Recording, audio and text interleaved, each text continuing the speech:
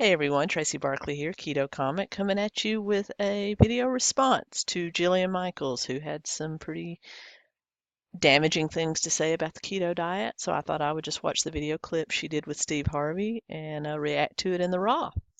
So we're gonna just watch it together. It's about 2.5 minutes, and I'll give you my feelings on it. Here we go.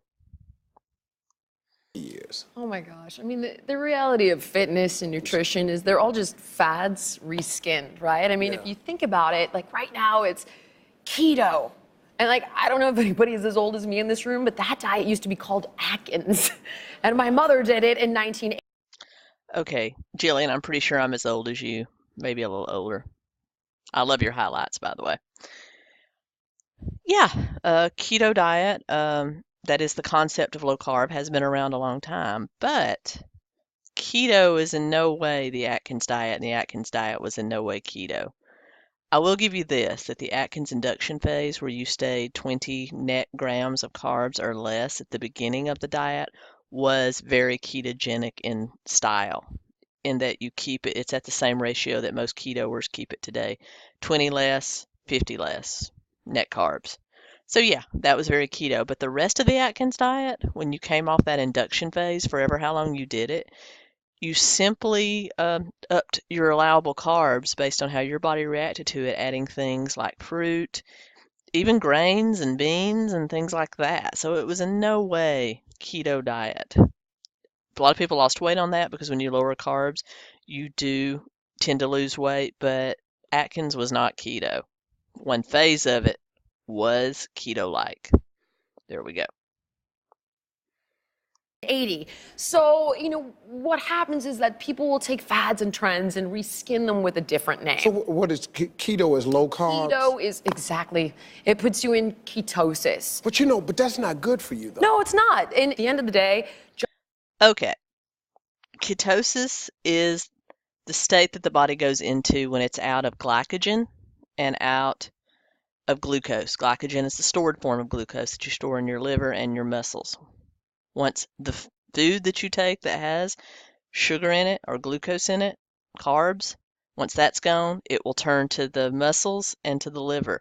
Once that's gone, your body has no choice but to turn to the stored fat, which puts it in a state of ketosis where it breaks down the fat into ketones and burns the ketones.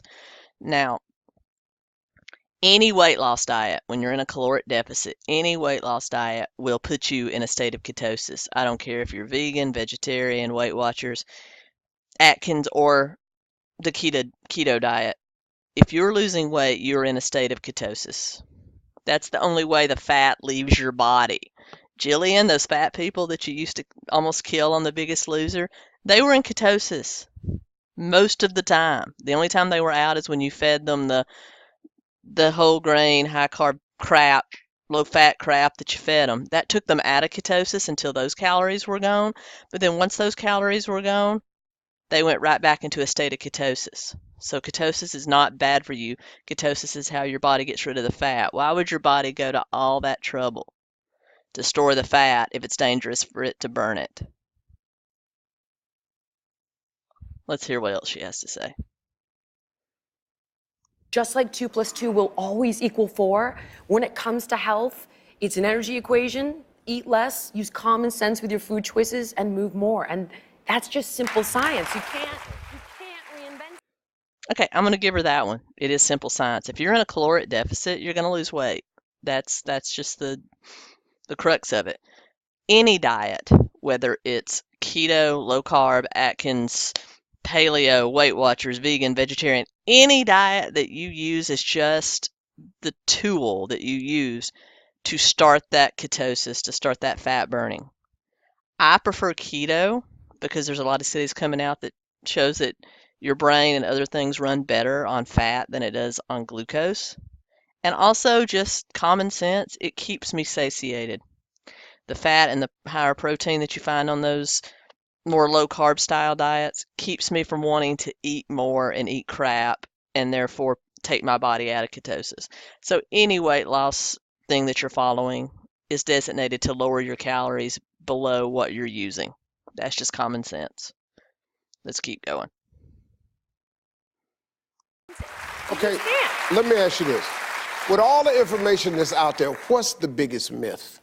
I would think the one of the moment, and this is really a young kid thing, which kind of breaks my heart, is the Instagram booty. Like, the booty that defies gravity, like it seems to float. Like, that is not a real, can I say that that's not real, it's not a real booty. No, which, by the way, I mean, hey. Okay, I'm going to give her that. Women have always been held to an unfair body standard, and men too, for that part, especially in the Western world. The booties or boobies and abs you see on television, movies, now on social media, they're not always attainable for everybody because genetics has a lot to do with that. So you're probably looking at the 10%. People are always talking about the 1%. In that regard, you're probably looking at the upper 10, 15% at the most that has the genetics to attain that. Some people can starve themselves silly. They will never get abs. I was one of those. At one point in my life, I was maybe 120 pounds. I still had a big old booty because that's just the way I'm built. So, yes, some of those bodies are very unattainable. She's right about that. But the whole point of keto or eating is to get healthier. And there's a lot of studies that back that up. So, again, Jillian, you're still wrong about that.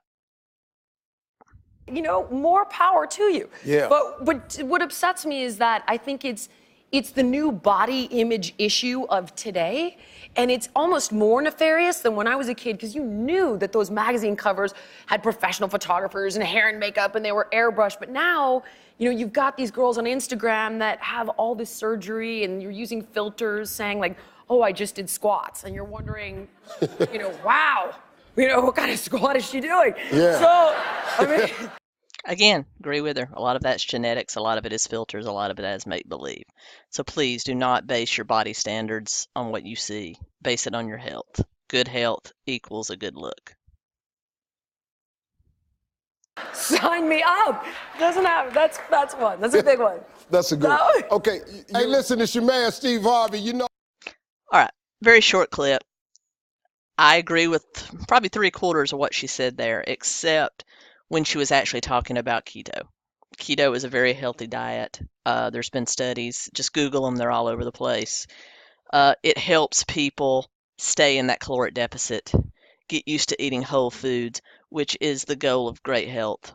So, you know, that's my response to Jillian Michaels. And I love Jillian Michaels. I love The Biggest Loser. Speaking of, the other trainer, Bob Harper, had a heart attack, was a vegetarian for years. So it just goes to show you that it's not necessarily high fat and cholesterol that causes, not knocking him. It was genetic. It was in his family. So a lot of that has to do with genetics. So basically, as long as you're consulting with your doctor and you're getting good results and your markers, your blood tests, all that's coming back good, do what you're doing. That's the main thing. Anyway, I'll be coming at you with another video, recipe, comedy, and evidently video reply and rebuttal. Trying out some new software. Hope you like it. Anyway, thanks a lot for hanging out with me this Sunday, and I'll see you soon. Tracy Barkley, Keto Comic.